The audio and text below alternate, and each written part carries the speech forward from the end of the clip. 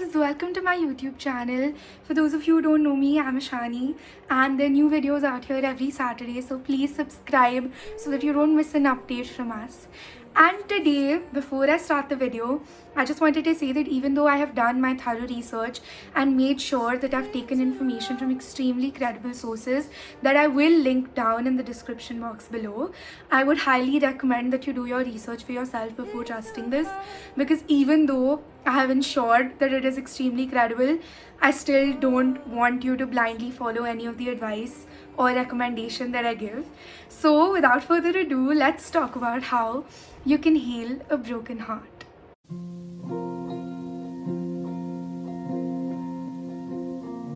When I was 13, I had my first heartbreak, and a lot of my friends around me were going through something very similar.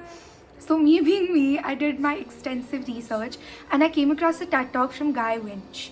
I till date believe that TED talk was the reason that I was able to actively heal from it, and today I'm going to discuss it with you and tell you some of my favorite parts from it. He begins to talk about one of his patients, Kathy, who had her whole life mapped out since she was a baby. She decided that she wanted to get married at 27. So she turned 27, and in his words, instead of finding a husband for herself, she ended up finding a lump in her breast. She went through years of extensive chemo, a lot of recovery, and even though she eventually recovered, when she decided to get back into the dating world and find what she had been looking for, she ended up finding a lump in her other breast. Eventually, she meets a guy rich, they fall in love, they have the perfect everything that she wished for a relationship, and 6 months into their relationship, they go for a trip.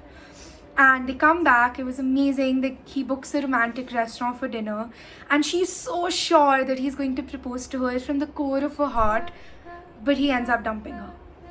And even though the strong-willed, emotionally resilient woman who's gone through breast cancer 2 times in her life had so much willpower inside her heart, she could not heal from her breakup.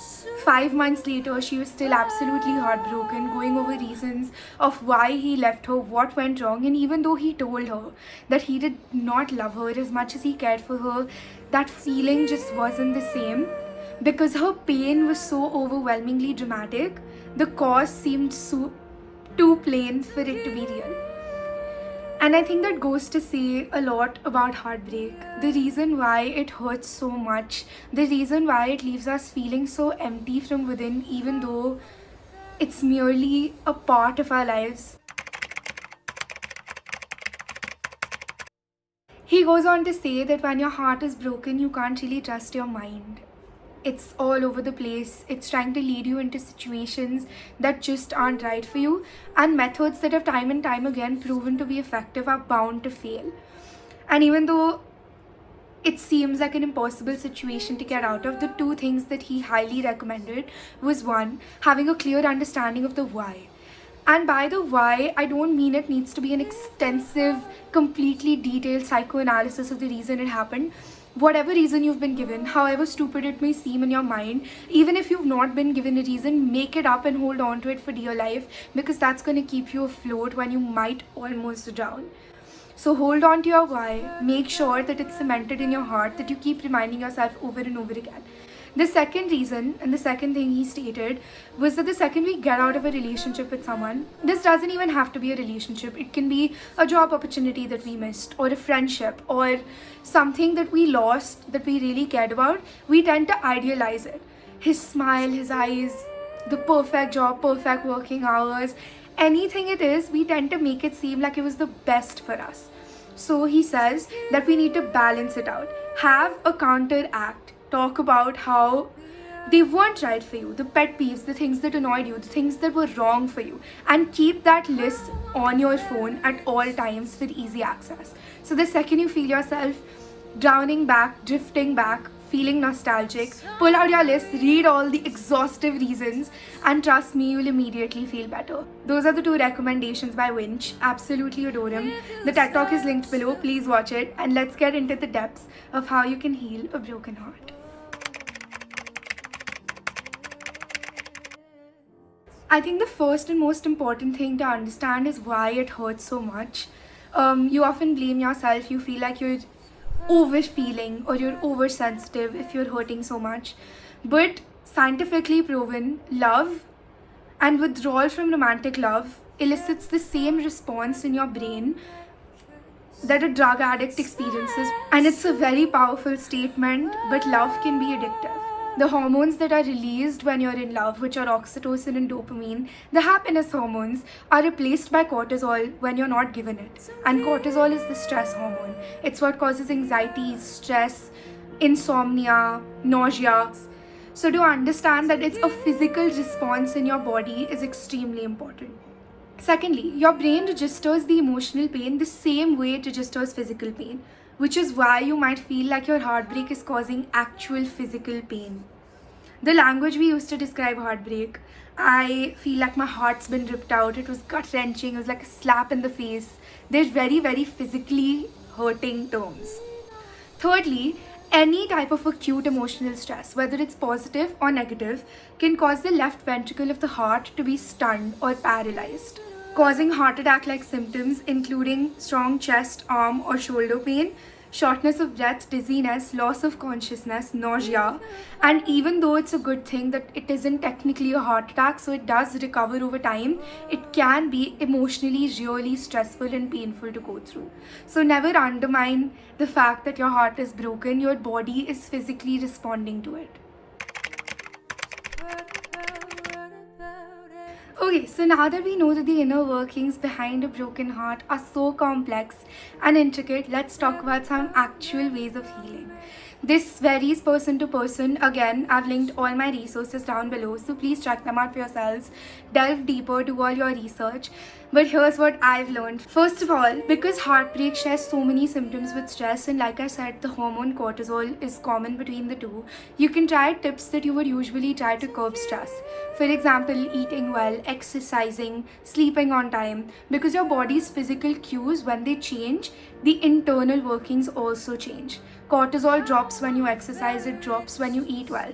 So make sure that you try the basics, move a little, get an accountability buddy to help you, eat well, try to fix your sleep cycle. And I know all of this feels a little peripheral, but I think it's a great place to start. Secondly, keep in mind that the age-old saying it'll all heal with time is right. You have to give it some time. You have to let the heartbreak take its course. You have to ensure that you're not pushing yourself to move on, because it might end up breaking you in the long run.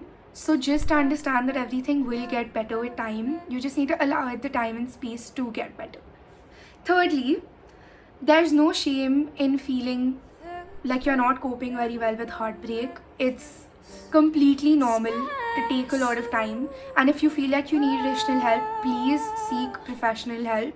Therapy is a great tool to cope for heartbreak. I feel like getting that extra push of emotional support is so important. Allow yourself to feel your feelings, but don't become your feelings.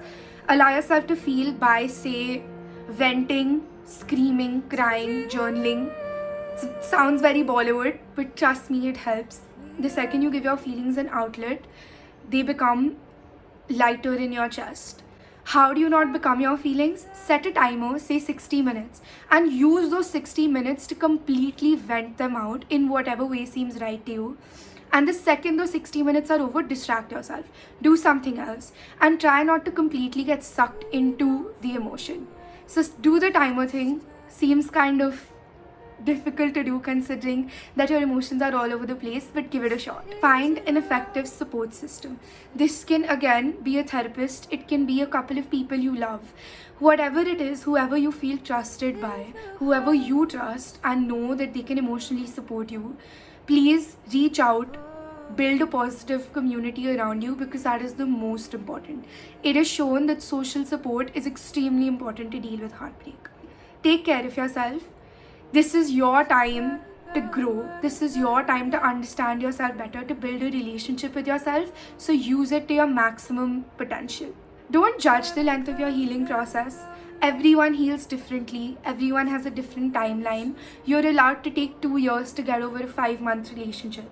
The same way you can get over a 2-year relationship in 5 months. I feel like it's a very personal journey. So do not compare and do not judge the time it takes you to heal. Lastly, at least on this list, is create new routines.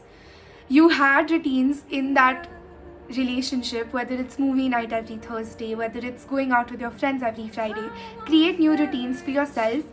It's not replacing those, it's more like filling the void in your heart. And that takes me to my next point, which is basically understanding that a relationship doesn't just leave a void in your romantic heart, it also leaves multiple voids in your life that we often fail to take into account. You can have a social life linked to your relationship. You can have identity linked to your relationship. You can have your physical space linked to your relationship. And all of these things we sort of put in the background as opposed to the pain we're feeling. So understand all of the holes the relationship has left in your heart. Socially, like I said, it can be gatherings that you went to. It can be friends. It can be religion. It can be spirituality. Physically, it can be pictures on the wall, the things they left behind. Try to replace all of those things. Identity wise, I feel like you need to understand who you are without the relationship in your life, and that's something we forget to do while we're in the relationship. So this is your opportunity to do that. A reminder, 40% of people who go through heartbreak can be clinically diagnosed with depression. So please, again, if you feel like you need extra help, seek counseling, seek professional help. It is extremely important. There is nothing to be ashamed of. Yes, you should be your biggest supporter. You should be strong, but asking for help does not make you weak. Reach out to the people you love. Build a loving community around yourself that makes you realize how much more you are. And that's it. That's the video. Please go read the articles, check out the resources in the description box. I'm highly grateful that they gave me so much content, and I hope this video could help you in whatever little ways. I love creating. Thank you so much for showing me so much love. I feel extremely grateful. Again, reminder, new videos every Saturday. Click the subscribe button. Do it. Subscribe and like, share, comment, do all the pizzazz, spread some love. You are not in this alone. You will get through this. I promise you. Sending loads of love always.